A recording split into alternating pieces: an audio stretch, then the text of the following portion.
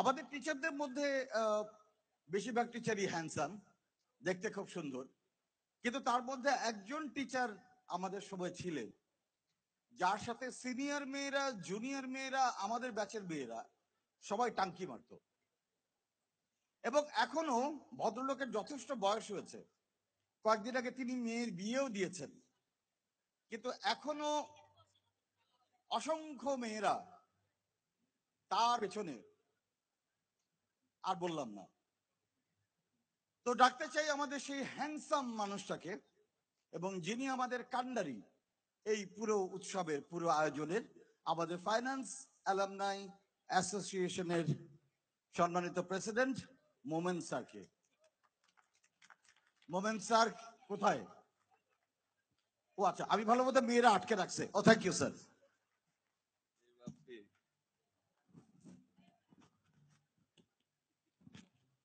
আসলে বাপ্পি সবাইকে পচায়, আমারও ছাড়লো না। যাই হোক, আমরা তো এখানে আসছি, আমার মনে হয় না আমরা কারোর বক্তব্য শুনতে চাই। তো আমি কয়েকজনের প্রতি আমার কৃতজ্ঞতা জানাতে চাই, যারা আজকে অনুষ্ঠানটা এত সুন্দরভাবে করতে সাহায্য করেছেন। তার মধ্যে প্রথমে বাপ্পির নাম আসতে হবে। সে এই 2 মাস 3 মাস আগে যখন আমরা প্রথম প্ল্যানিং করি, তখন সে আমাকে বলল যে আমি একটা প্ল্যান দাঁড়া করাচ্ছি, আপনাদের সঙ্গে কথা বলবো। একদিন রাতের 11টার সময় মেসেজ পাঠালো 88 দিন বাকি, এখন পর্যন্ত নাকি 38 দিন বাকি ছিল, 38 দিন বাকি, এখন পর্যন্ত কিচ্ছু হয় নাই। আমি বললাম যে তুমি এখন কোথায়? বলে স্যার আমি অমুকখানে আছি। 11টার সময় বাটলার্সে আসো। তো আসলো 11টার সময় বাটলার্সে, এসে তার ল্যাপটপ থেকে সে দেখালো কি কি করতে চায়। এখন যা যা দেখতে পাচ্ছেন সব সে ল্যাপটপে আমাকে দেখালো। তারপরে সে আমাকে বলল যে আমি তো আরো কতগুলো জিনিস করতে চাই, যেমন আমি সবার যারা চলে গেছে তাদের ছবি চাই। আমার একটা দুঃসাধ্য কাজ হবে। বলে না, দেখি কি করা যায়। তা প্রত্যেক ব্যাচের ছবি চাই, তো আরো কঠিন কাজ হবে। না দেখি। তো হঠাৎ করে মাথায় বুদ্ধি আনলো যে আমরা ফেসবুক পেজটাকে অ্যাক্টিভেট করি। তো ফেসবুক পেজটা অ্যাক্টিভেটেড হলো। এবার শুরু হলো সারা পড়া। আমার মনে হয় প্রত্যেকের কাছে ভিডিও ক্লিপ চাওয়া হচ্ছে, কমেন্ট। এবং আমার আমার কাছে যেটা সবচেয়ে বেশি ভালো লাগছে যে ওভারওয়েলম পার্টিসিপেশন।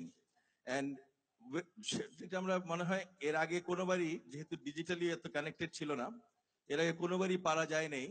এবার যেটা অত্যন্ত সফলভাবে সম্ভব হয়েছে বলে আমার মনে হয়, সেটা হচ্ছে সারা পৃথিবীতে যেখানে যেখানে ফাইন্যান্স অ্যালামনিরা ছড়িয়ে ছিটিয়ে আছেন, সেই অস্ট্রেলিয়া থেকে কানাডা, আমেরিকা, ইউরোপের বিভিন্ন জায়গায় প্রত্যেকে কানেক্টেড হতে পেরেছেন।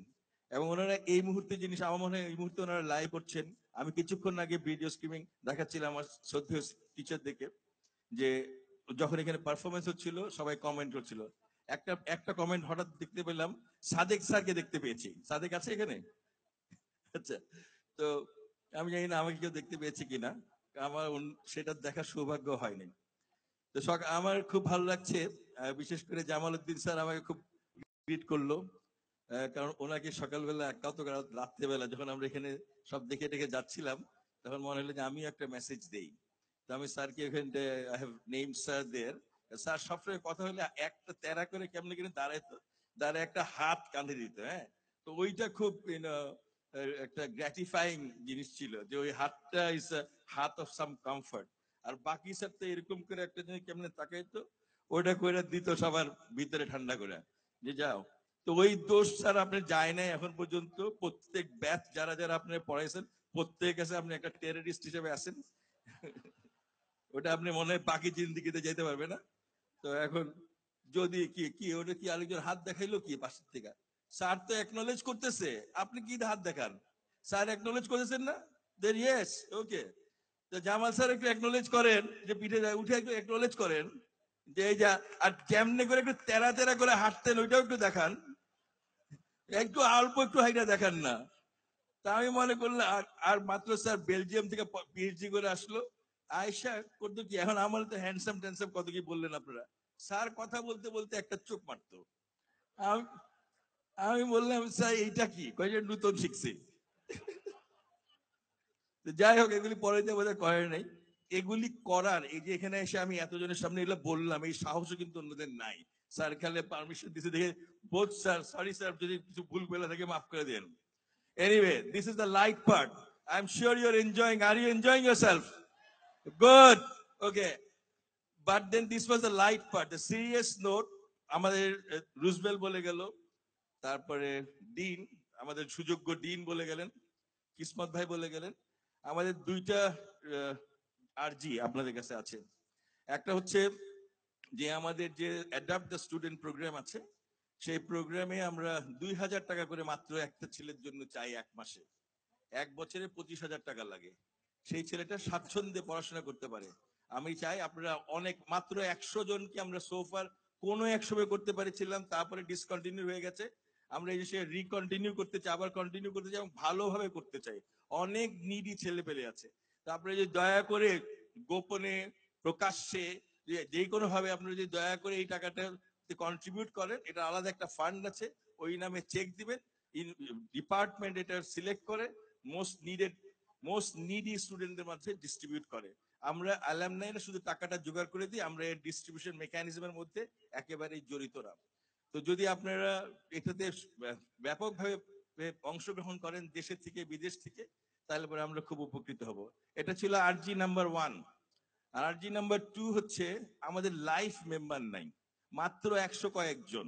4,000 স্টুডেন্ট অলরেডি অ্যালামনি, 1,000-এর উপরে পার্টিসিপেট, 1,500-এর কাছাকাছি পার্টিসিপেশন এখানে, অথচ লাইফ মেম্বার 125 জন। এটা বাংলাদেশের ট্যাক্স পেয়ারদের মতন অবস্থা। তো দয়া করে আপনারা একটু লাইফ মেম্বার হবেন। ওকে, লাইফ মেম্বার হলে ওই ফান্ডটা আমরা ওই ফান্ডটা, এই যে অনুষ্ঠানগুলো হয় এটার জন্য আমরা স্পন্সরশিপ জোগাড় করি। এই অনুষ্ঠানগুলো করার পরে যে সারপ্লাসটা হয় সেটা আমরা অ্যালামনাই ফান্ডে দেই। অ্যালামনাই দৈনন্দিন কাজ করার জন্য কোনো টাকা এখান থেকে ব্যয় হয় না। আমরা যে ইসি মিটিং গুলো করি সেটা আমরা নিজেরা ফান্ড করি। তো দয়া করে যদি আপনি এই দুইটা জিনিসে কন্ট্রিবিউট করেন, আমরা খুব উপকৃত হব। আর থার্ড, আমার মনে হয় বাকি স্যার এরপরে কোনো এক সময় বলবেন, আমার অনেক প্রফেশনাল ফ্রেন্ডরা যারা অনেক অ্যাক্লেইমড এখন এখানটা, আমার কাছে খুবই ভালো লাগছে। বিশেষ করে দেশ বিদেশে আমাদের ভাই বোনরা যে কত প্রতিষ্ঠিত হয়েছে, এটা দেখে আমার কাছে খুবই আনন্দ লাগছে। তার মধ্যে অনেকে হয়তো আমার ছাত্রছাত্রীও।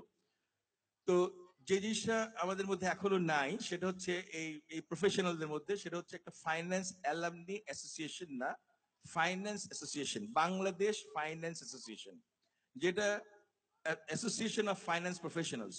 নট অনলি আমাদের ঢাকা ইউনিভার্সিটির ঢাকা ইউনিভার্সিটির ফাইন্যান্স গ্রাজুয়েটের মেম্বার হবে, যত ধরনের বাংলাদেশের শিক্ষা প্রতিষ্ঠান থেকে ফাইন্যান্স ডিগ্রি দেওয়া হয় তাদের মধ্যে থেকে একটা সার্টেন ক্রাইটেরিয়া স্যাটিসফাই করলে ওনারা আমাদের মেম্বার হবে।